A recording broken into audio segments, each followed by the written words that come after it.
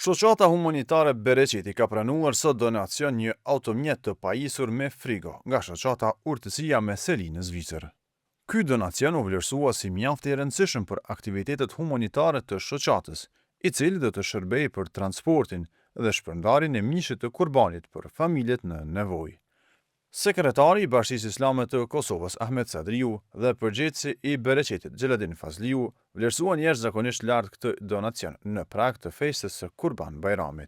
Shfrytëzoj nga rasti që ta falenderoj donatorin me rastin e dorëzimit të këtij automjeti, i cili do të jetë në shërbim të shoqatës Bereqetit, po edhe në shërbim edhe të institucionit Bashkisë Islame të Kosovës, për nevojat për cilat kjo është i dedikuar.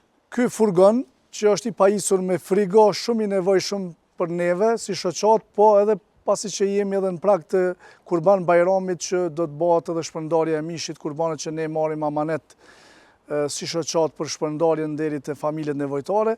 Nga kjo shoqat theksuan gatishmërinë për t'i ndihmuar Bereqetit, e cila kryen një punë të jashtëzakonshme në aspektin humanitar.